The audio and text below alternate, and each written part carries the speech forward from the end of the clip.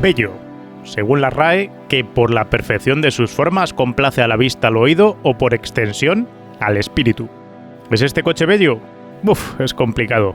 ¿Son sus formas perfectas, complacen a la vista, al oído y al espíritu? Sin duda, sus formas son perfectas, o al menos lo fueron cuando se desarrollaron, ya que se creó un coche con un coeficiente aerodinámico de 0,30, todo un récord cuando se lanzó a la producción.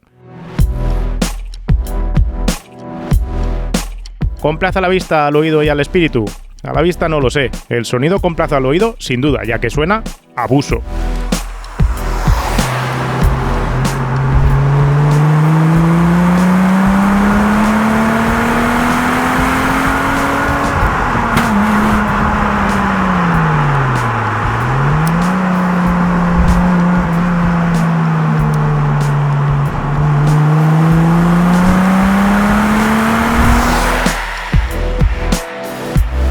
Y, sin duda, también complace al espíritu, porque te llena, te emociona, te hace feliz tanto a sus mandos como sentado a su vera contemplando su brutalidad. Yo soy Guille García Alfonsín, esto es la 11ª temporada de Power Art con la energía de Total Energies, como siempre.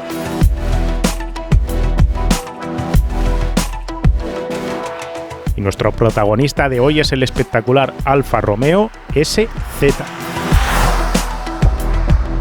¿Pero de dónde salió este ladrillo atómico montado en plástico con formas cuadradas sobre un chasis de chapa de acero estampada? Salía de la factoría de Zagato, donde se montaba literalmente a mano. Pero a pesar de lo que podáis pensar y a pesar de lo que hayáis podido leer, no lo diseñó Zagato, lo diseñó el centro Stile de Alfa Romeo. Es curioso este aspecto porque históricamente, coche estéticamente raro y logo de la Z de Zagato siempre han ido de la mano. El lema del carrocero milanés en boca de Elio Zagato era algo así como ¿has visto ese coche? ¿Es diferente a todos los demás? Entonces es que es un Zagato. Y sí, aquí aplica. Pero aunque el SZ fue fabricado por Zagato, su estética salió del centro Stile Alfa Romeo y Fiat. Vamos al principio del todo. La historia esta arranca más o menos por allá, por el año 1985-86. En aquel momento Alfa Romeo está en la quiebra, en la ruina. El Estado italiano tiene que gastarse 700 millones de euros para evitar que Alfa Romeo quiebre y se la acaba vendiendo a Fiat. En un momento dado se la iba a vender a Ford, pero realmente lo que hizo fue tontear el Estado italiano con Ford para subir el precio para conseguir que Fiat al final se la quedase. No quería que Alfa Romeo acabase en manos extranjeras. La realidad es que el proyecto ES30 no deja de ser una idea feliz, vamos a decir, sobre una mesa de diseño que nadie le da demasiada importancia. Y es que tenéis que pensar que crear un coche artesanal, deportivo, coupé, en una compañía que está perdiendo 700 millones de euros en un par de años, pues no tiene mucho sentido, porque comercialmente fabricar un one-off o fabricar una tirada de 1000 unidades no va a sacar a la compañía de los problemas. Pero de manera surrealista, algún Giuseppe llegaría al consejo de administración y diría: oye, tengo la solución para nuestros problemas, perdemos 700 millones, fabriquemos un superdeportivo para solventarlo. Y así lo hicieron.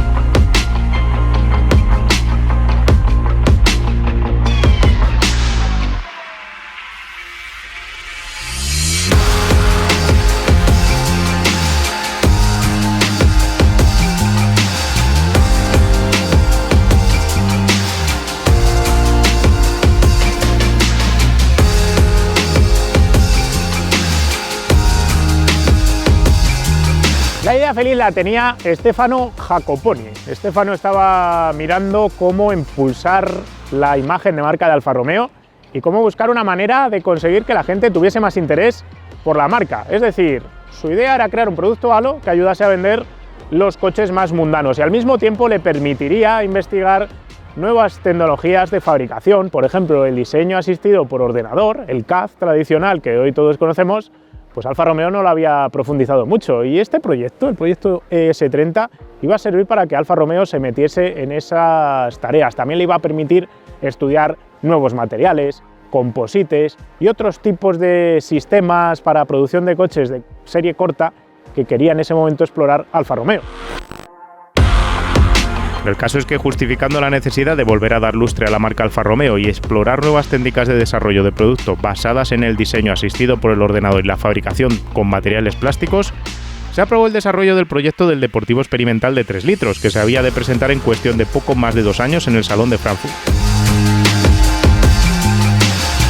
Conceptualmente se decide que el coche, a nivel de diseño, tiene que ser completamente distinto a todo el legado histórico de la firma. Si el coche va a ser tecnológicamente innovador, si va a ser rompedor con todo lo que había hecho Alfa Romeo hasta ese momento, estéticamente tenía que reinterpretarse también para que esa vanguardia tecnológica también se aplicase a la vanguardia estética. Se crea un pliego de condiciones y, como suele ocurrir en estos casos, Fiat decide mandar el diseño a 3 partes implicadas en el proceso de desarrollo para que se haga un concurso. Por un lado va a participar en ese concurso Zagato con una propuesta de diseño, se sabe ya que Zagato va a fabricar sea lo que salga de allí.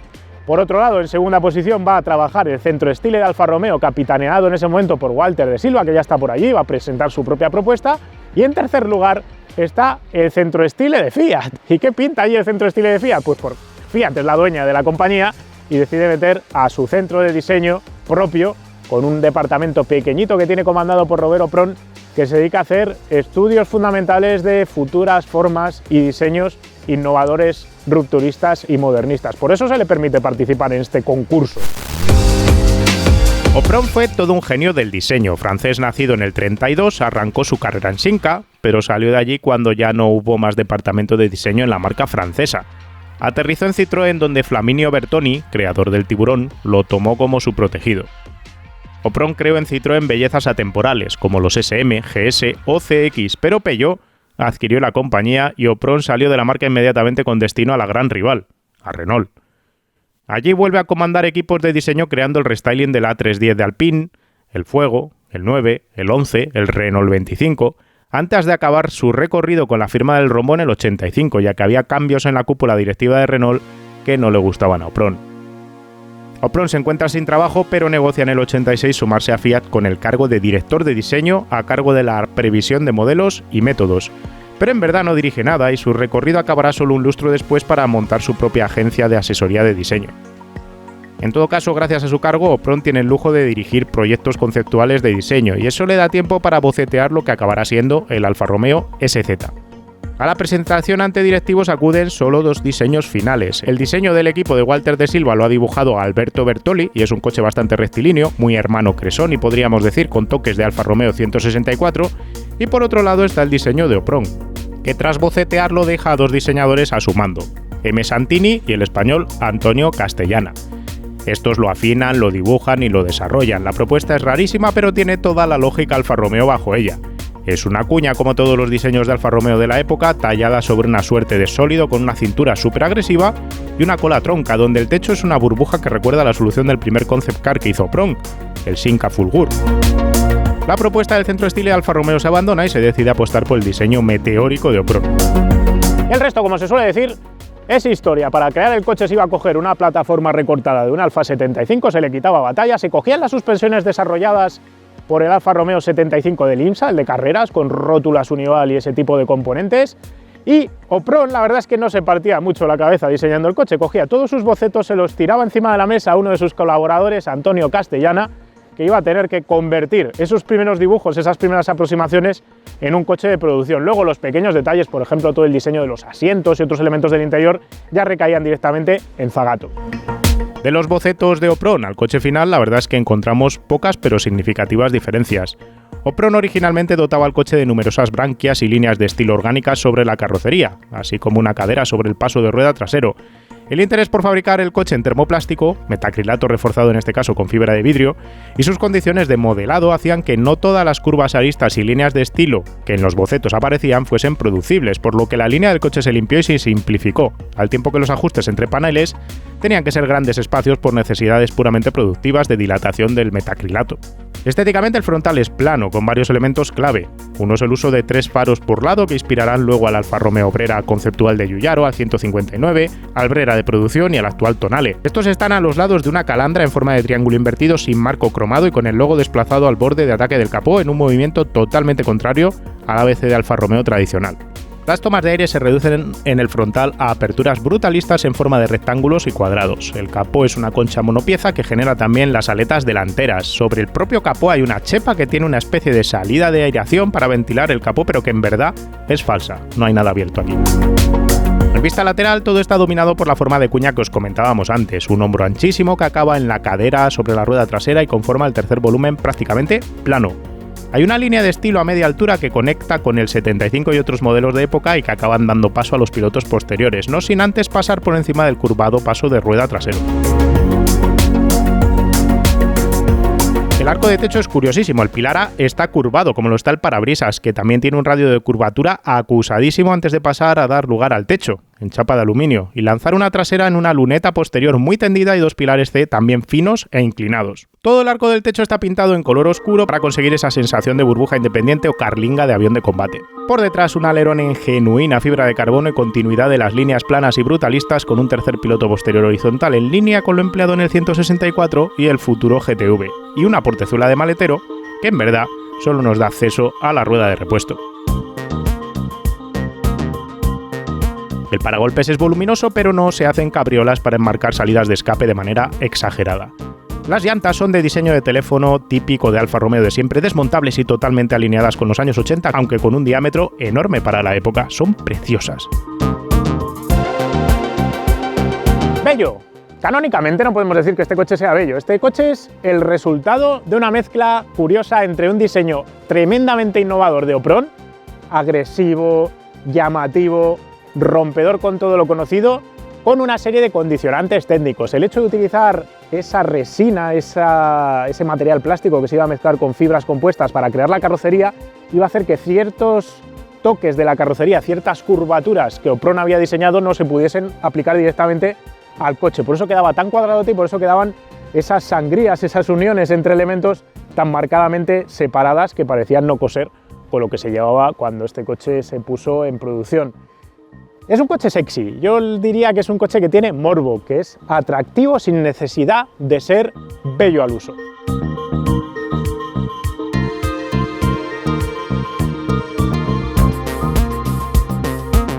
Y podéis además reflexionar si sobre todo habéis tocado alguna vez un programa de caza y habéis empezado a hacer bocetos en 3D.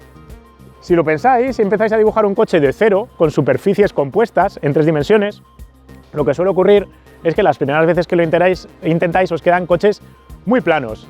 Y justo es lo que pasaba con el SZ, con el ES30, que los ingenieros de Alfa Romeo se ponían a diseñar una carrocería y por estar limitados por el propio ordenador a la hora de crear superficies en 3 dimensiones curvadas en 2 ejes, por esas propias limitaciones que tenían a la hora de aplicarlo, por esa limitación de conocimiento también a la hora de utilizarlo, acababa resultando el coche como resultaba.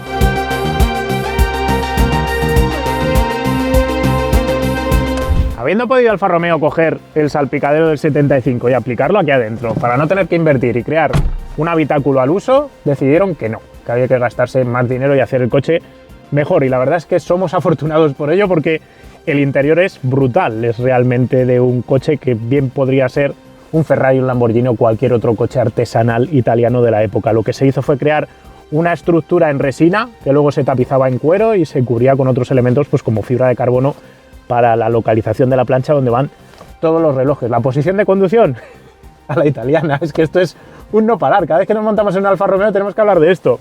Pedales a la izquierda, como siempre, porque el paso de rueda está donde está. Tenéis que pensar que la posición relativa de pedales respecto al eje delantero es clavada a la del Alfa 75. La columna de dirección le pasa lo mismo que al 75. Te queda relativamente lejos si llevas los pies justo donde quieres. Si es la posición tradicional italiana, eso sí, la palanca de cambios, si os fijáis, cerquita, a menos de 1/4 del volante. Y eso ayuda a que puedas conducir de manera efectiva y rápida, pero siempre condicionado a esa posición ligeramente torcida a la derecha y ligeramente extraña de manos, que te acabas acostumbrando. Si has conducido muchos coches italianos, pero que llama la atención si lo comparas, por ejemplo, con el típico, qué sé yo, un Serie 6 de BMW de la época, que sería lo equivalente.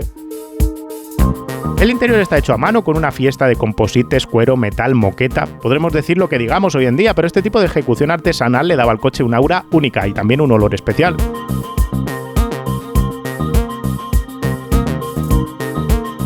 Pero la clave del coche está en la técnica. Como ya os expliqué en el vídeo del Alfetta, como os expliqué en el vídeo del Alfa 75, aquí lo que tenemos es un motor delantero colocado sobre el eje en posición longitudinal, luego pasa el árbol de transmisión hasta atrás y la caja de cambios gravita colocada sobre el eje trasero. Al acortar además la batalla respecto al 75 conseguimos un coche que todavía tiene menos momento polar de inercia, perfecto reparto de pesos entre delante y detrás, y además este coche no tiene tan acusado el extra de peso en el tren delantero como si tenía el 75, porque le ayuda esa pérdida de longitud para compensar mejor los pesos delante y detrás, colocando el motor de manera un poquito más centrada.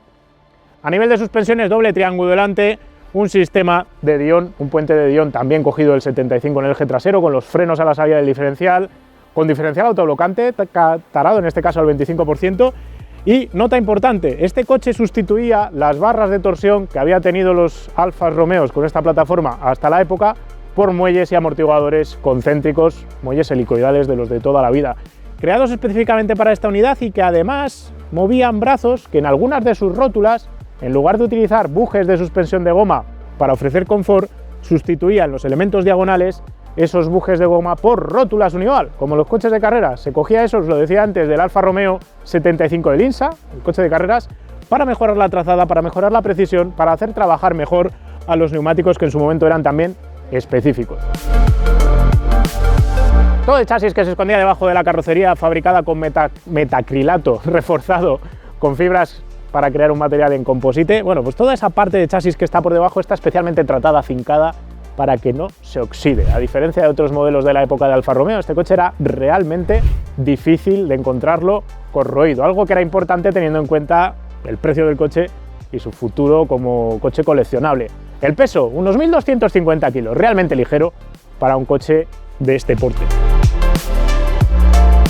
En lugar de quedarse Alfa Romeo con el motor del 75 tal cual, decidió que, ya que hacía un coche raro, pues merecía también modificar el motor para adaptarlo a las circunstancias. Iba a ir la potencia hasta los 210 caballos a 6.000 vueltas, con un par máximo de 250 Nm a 4.500 revoluciones por minuto. Para alcanzar ese extra de potencia respecto a los 188 caballos que tenía el Alfa 75 con este mismo motor, se cambiaban colectores de admisión, se cambiaba colector de escape, se adaptaba la distribución para que tuviese mejor respiración, para que fuese un motor un poquito más puntiagudo y un poquito más lleno. También se cambiaba la electrónica de gestión. Ahora montaba una Bosch Motronic 4.1, cosa que le permitía tener mejor control de los inyectores.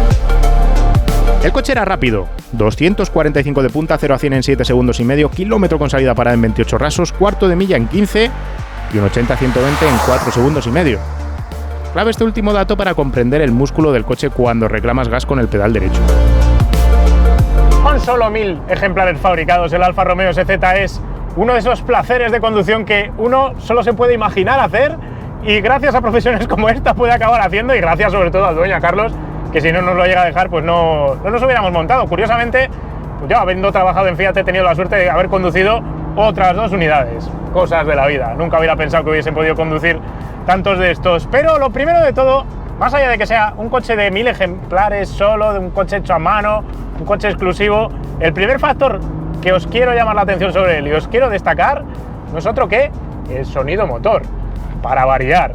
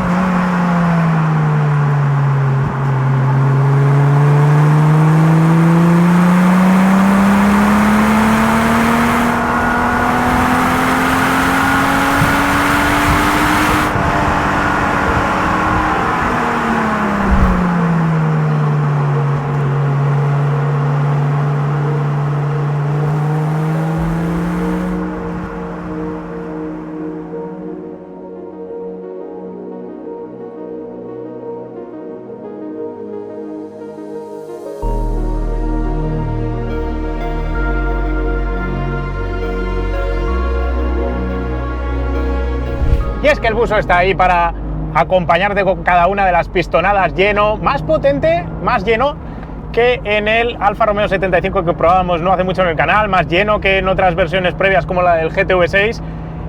Y sí, se nota ese extra de potencia, pero también es que se nota aquí que tenemos menos peso que mover, y eso ayuda a que el motor se note como más prestacional. Además, el tono del motor llega más claramente, tienes más sonido de inducción, voy a decir, más sonido de admisión que en otras veces que hemos probado el Buso, y te lo deja disfrutar más. Merced a un centro de gravedad más bajo, al uso de neumáticos más modernos y a una suspensión calibrada tirando a lo duro para los estándares de la época, el coche tiene un paso por curva sideral. Al mismo tiempo te lo pone todo fácil y te da confianza desde el segundo giro que tomes.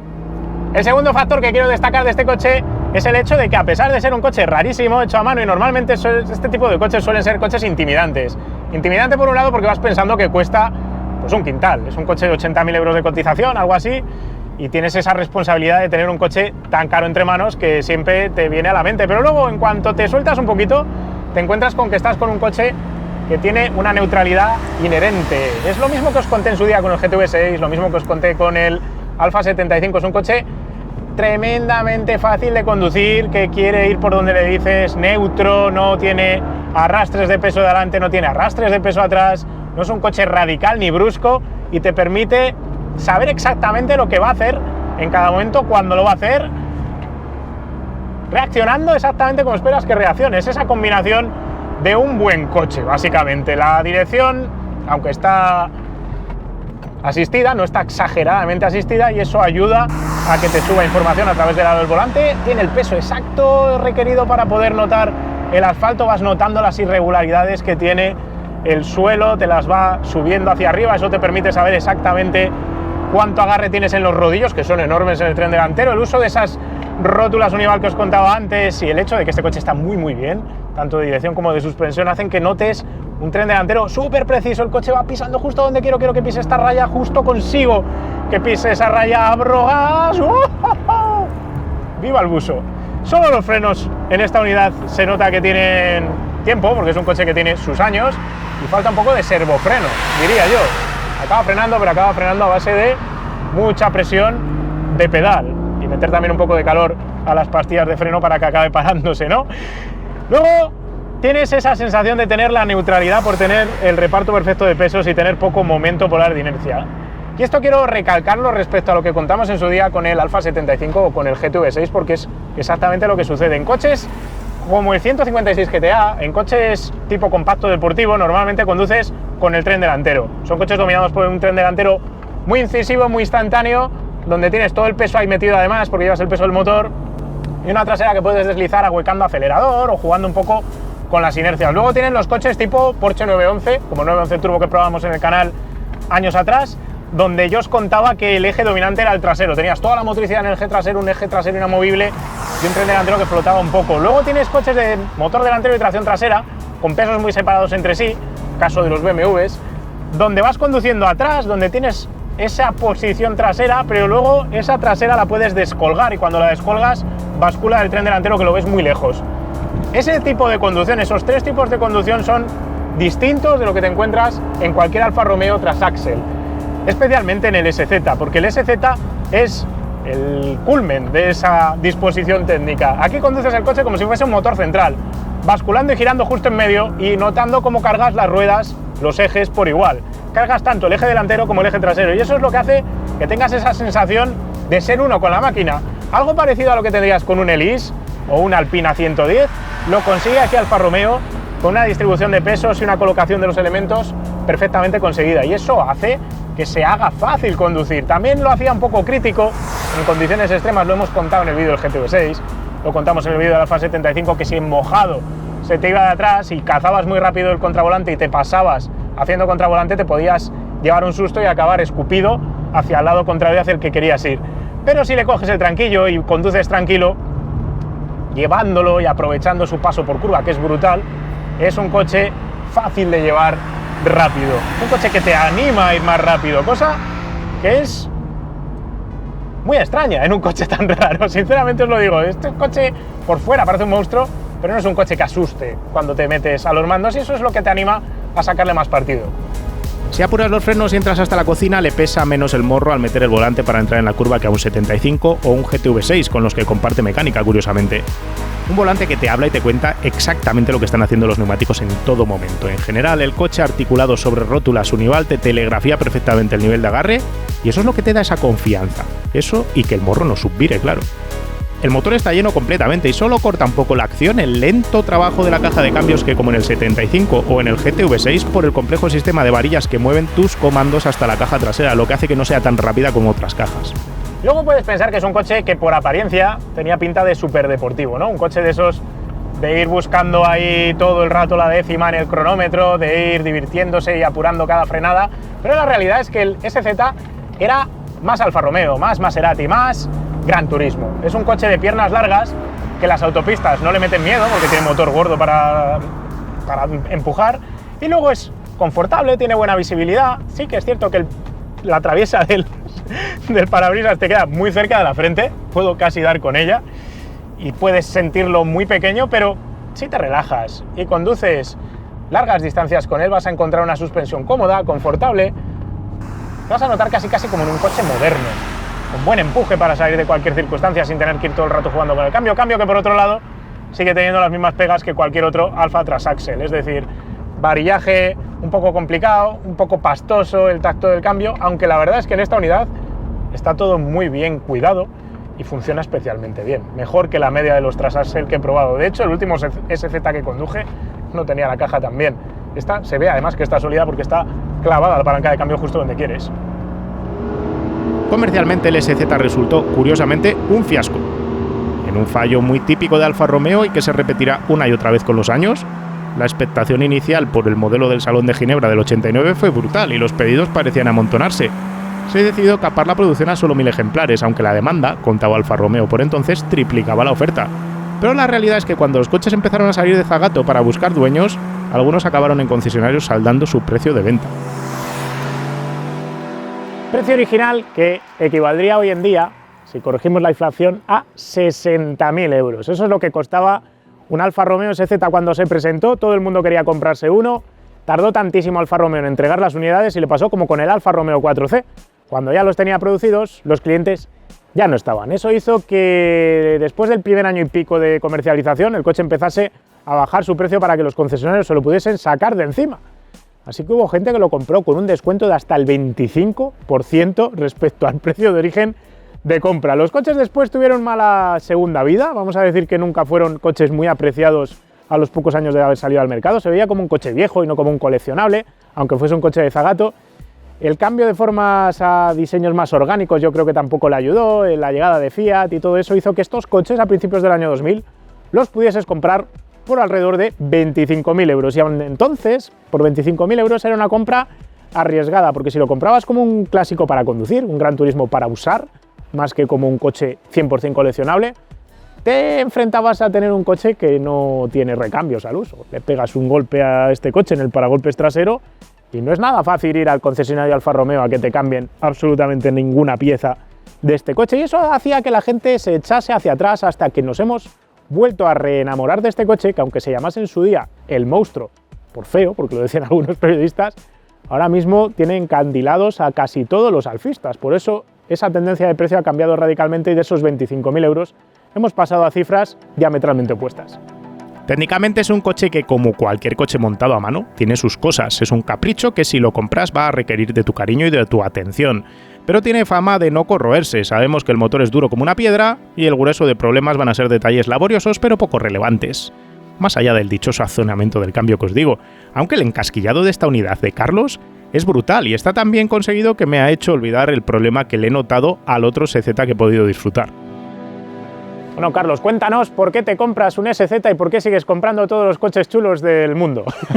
Bueno, pues en este caso está claro que por la originalidad del modelo es un ejemplar con muy poquitas unidades fabricadas y que es muy singular. Estéticamente es muy distinto y bueno, y a mí sobre todo el frontal me encanta. Y bueno, simplemente por eso, un coche distinto. ¿Lo ibas buscando o ha sido accidente porque te lo has encontrado? Porque estas cosas... No, llevaba mucho tiempo buscándolo hasta que encontré esta unidad que era asequible y aquí en España y bueno, todo se dio bien y aquí está. Tenemos una charla, digo yo, de que el coche nos gusta los días pares y los impares no. ¿A ti desde que salió te gustaba al ojo o es algo que es gusto adquirido? A mí el morro me ha encantado siempre, porque es precioso y el lateral... No sé cómo se llama, el 3/4 delantero, como se llame, esa vista a mí me encanta. Sí que es cierto que la culera es más difícil de digerir, pero aún así yo creo que una vez que ya el alerón, cuando lo integras bien en la imagen y tal, también es bonita. Y sobre todo es un coche que no deja impasible a nadie. Cuando lo enseñas o vienen a verlo, hay quien de repente se enamora, hay quien dice, oh, vaya cosa más rara, tal, pero no deja impasible a nadie. De los kilómetros que le has hecho, ¿con qué te quedas? ¿Te ha dado problemas ya? Cuéntanos un poquito tu experiencia de uso. Bueno, curiosamente, y ya lo sabes tú, el problema principal lo he tenido con el coche parado, que se salió de punto la distribución con el coche parado, cosa que parece que es imposible, pues bueno, puede ocurrir y en este caso nos ocurrió. Gracias a Dios no pasó nada más, nos dimos cuenta rápido y hasta que encontramos el motivo y se ha solventado sin problema. Por lo demás, es un coche que no da ningún problema, el motor es sobradamente conocido. Y luego yo destacaría, sobre todo, dinámicamente es un coche que anda de maravilla. Es un coche que va leyendo el asfalto, él solo parece que coge los peraltes, es como que... es verdad, el coche como que tiene vida propia. Por tanto, es muy fácil de meterlo en curva. Y luego el reparto de pesos, al ir tan bajito, bueno, es un coche que dinámicamente es una maravilla. Da confianza apretarle, aunque sea un coche caro y único, ¿no? Sí, bueno, siempre vas pensando un poco en cuidado, porque además recambios entiendo que será complicado conseguir, pero sí que es un coche que te permite disfrutar mucho en carretera virada. Y bueno, y en carretera también está muy asentado en carretera más rápida y a velocidad. Es un coche que siempre se comporta bien. ¿En cuánto se pagan estos? Si nos puedes hacer una idea del mercado, porque yo ya estoy perdido. De los 25.000 euros que los vi al principio de siglo a los 100.000 que puede ser ahora, no sé dónde... Hombre, 100.000 quizás sean unidades en muy buen estado, con muy pocos kilómetros, pero yo sí que pienso que, bueno, la media yo creo que andará entre 70 y 80 y creo que subiendo porque es un coche que se fabricaron pocas unidades, entonces, pues bueno, lo lógico es que tienda a subir. Pues muchas gracias, Carlos, a seguir disfrutándolo. A vosotros, como siempre. Y ahora ha llegado el momento de resolver la duda que a todos os está asolando ahora mismo, empezando por mí, porque no he mirado previamente si en Wallapop, nuestro patrocinador para buscar coches nuevos y usados en su oferta, pues si va a tener un Alfa Romeo SZ, ¿no? Yo creo que no. Alfa Romeo, este no está catalogado seguro, así que nos quedamos solo con la marca y ponemos aquí SZ de Sprint Zagato.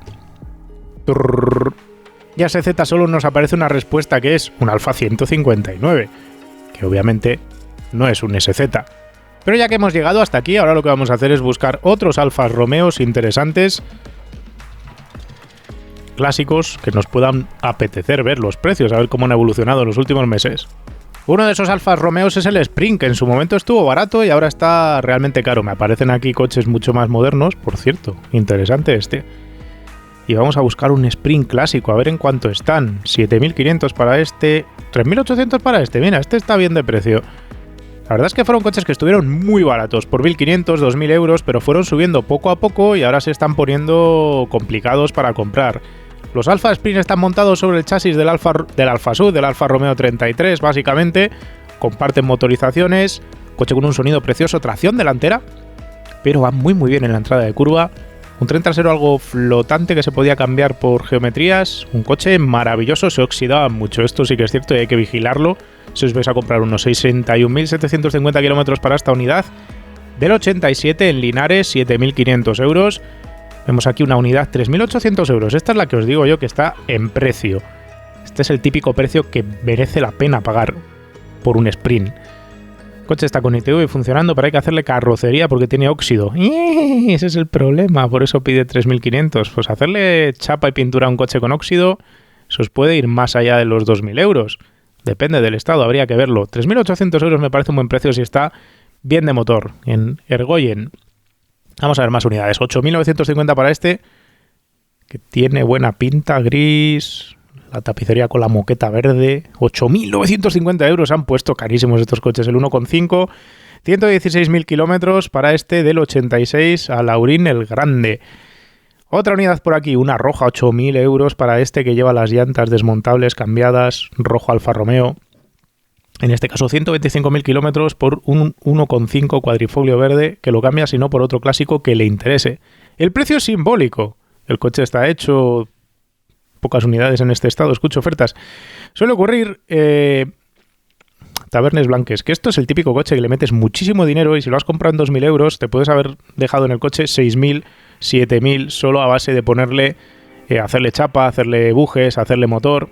Y es difícil recuperar ese dinero. Y seguramente este vendedor palmará pasta incluso vendiéndolo por 8.000. Pero sigo pensando que la cotización de estos coches está un poquito hinchada. Aunque claro, si no lo puedes comprar de otra manera, pues es lo que hay. Y la otra cosa que quería enseñaros era ponernos a buscar un Spider como el que probamos en su momento en el canal.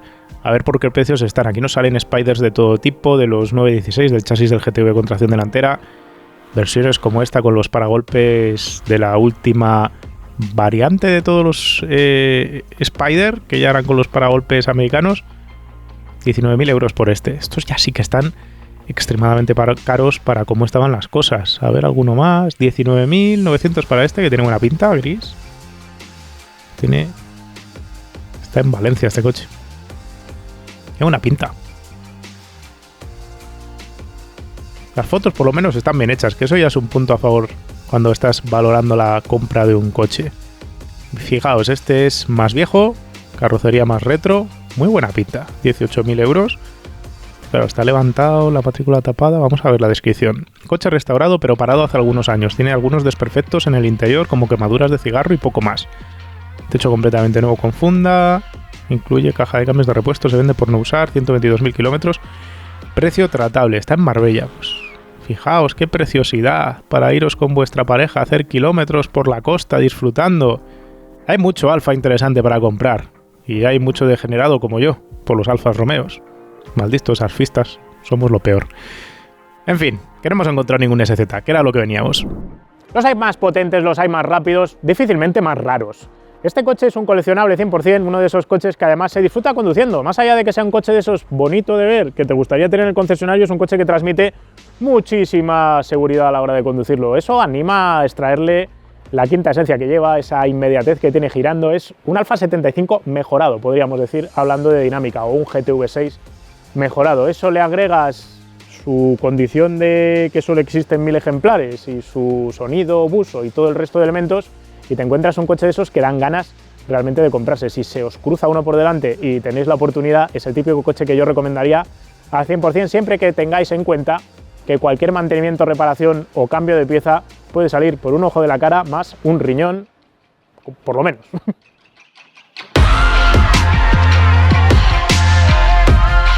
Y volviendo a la entrada del vídeo, cogiendo esa definición de la RAE que hemos dicho de belleza, a mí me complace este coche a la vista, al oído y al espíritu, así que puedo decir que es bello, por lo menos para mí.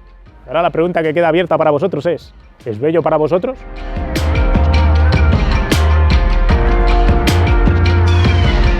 ¡Hey! Recuerda que puedes lucir tu amor por Powerar con las gafas, gorras, camisetas y sudaderas que ha desarrollado Kimoa para nosotros. Las tienes disponibles todas en www.kimoa.com.